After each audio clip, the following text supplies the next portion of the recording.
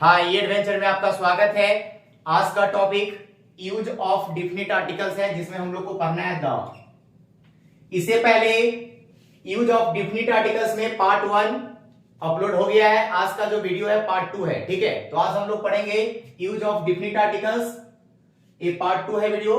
ध्यान से देखते हैं, रूल की तरफ देखते हैं।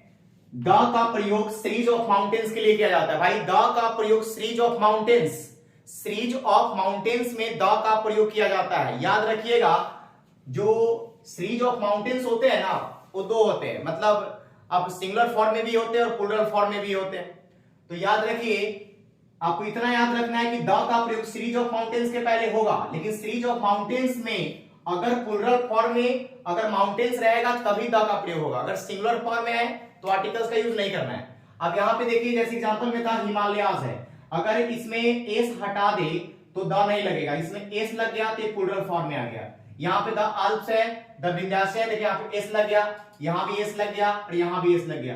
तो सीरीज ऑफ माउंटेन्स में अगर प्लूरल फॉर्म में रहे तो द का प्रयोग करना है, अगर सिंगुलर फॉर्म में रहे तो द का प्रयोग नहीं करना है। ओके, फिर से रिपीट कर देते हैं। सीरीज ऑफ माउंटेन्स में द का प्रयोग होता है, बट माउंटेन्स जो है प्लूरल फॉर्म में होना चाहिए, ठीक है।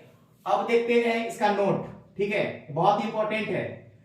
यहां पे पिक्स ऑफ माउंटेन्स, याद रखिए, पिक्स ऑफ माउंटेन के पहले द का प्रयोग नहीं होता है।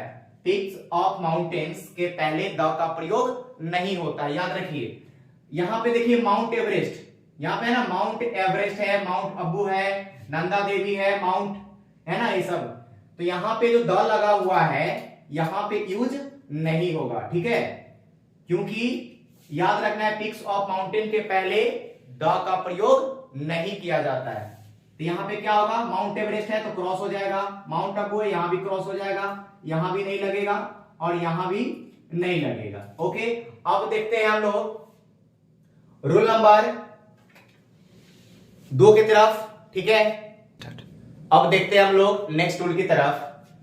द का प्रयोग यहां पे याद रखना है कि द का प्रयोग सी के नाम के पहले होता है। सी का मतलब सागर, ओशियन का मतलब होता है महासागर, और यहां गल्फ का मतलब होता है खाड़ी, ठीक है। तो 3 चीज याद रखना है। द का प्रयोग हम लोग सी के नाम के पहले यूज करना है, यानी सागर के नाम के पहले। ओशियन यानी महासागर जितने भी है उसके नाम के पहले क्या लगेगा, द का प्रयोग होगा। फिर गल्फ के नाम के पहले क्या लगेगा, द का प्रयोग होगा। याद रखना है, सी, ओशियन, गल्फ, ये तीनों के नाम के पहले क्या लगेगा, द लगेगा।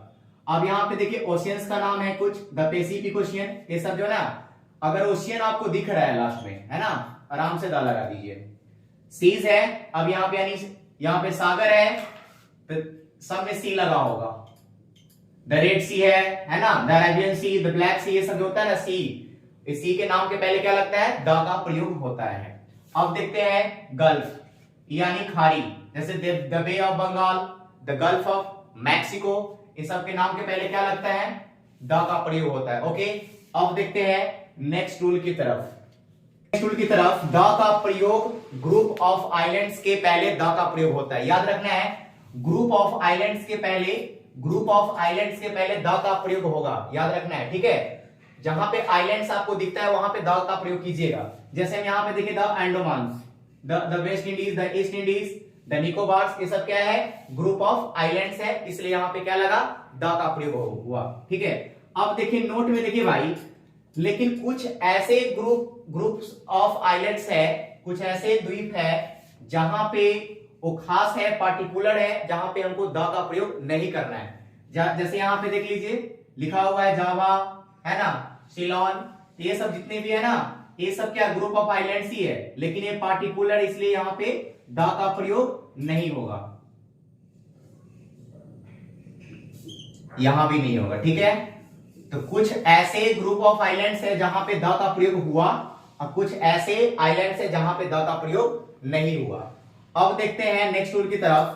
द का प्रयोग रिलीजियस बुक्स के नाम के पहले होता है। रिलीजियस बुक्स यानी धार्मिक ग्रंथ हो, ठीक है भाई। जैसे देखिए, द गीता हो गया, द महाभारत हो गया, द बाइबल हो गया, द कुरान हो गया, बहुत सारे हैं। तो जो भी रिलीजियस बुक्स है सबके नाम के पहले क्या लगेगा, द का प्रयोग होगा। लेकिन एक चीज और याद रखना है, अगर आपको दिया है डैश रामायणा दिया हुआ है, ये तो रिलीजियस बुक्स है तो द का प्रयोग कीजिएगा। महाभारत दिया हुआ है तो द लगाना है, कुरान लिखा हुआ है तो द लगाना है, गीता है तो द लगाना है। लेकिन अगर रामायण किसने लिखा, यहां पे वाल्मीकि ने लिखा, तो रामायण से पहले वाल्मीकि है ना, लिखने वाला रामायण किसने लिखा, वाल्मीकि ने, यहां पे ऑथर है AUTHOR, ठीक है। अगर कोई भी रिलीजियस बुक्स हो उसके नाम के पहले अगर ऑथर हो तो द का प्रयोग नहीं करना है। अगर डायरेक्टली यहां पे देखिए वाल्मीकि आ गया, रामायण से पहले क्या आ गया, वाल्मीकि, यानी रामायण किसने लिखा, वाल्मीकि ने लिखा। तो कोई भी रिलीजियस बुक्स हो उसके नाम के पहले ऑथर हो तो द का प्रयोग नहीं करना है। अगर ऑथर नहीं रहे तो द का प्रयोग करना है। जैसे यहां पे देखिए गीता है, यहां पे द लग गया, लेकिन यहां पे रामायण है, रामायण किसने लिखा, वाल्मीकि ने, तो इसका ऑथर आ गया, इसलिए यहां पे कुछ नहीं लगेगा। ओके, आज के लिए इतना ही, फिर मिलते हैं हम नेक्स्ट वीडियो में। Okay, thank you.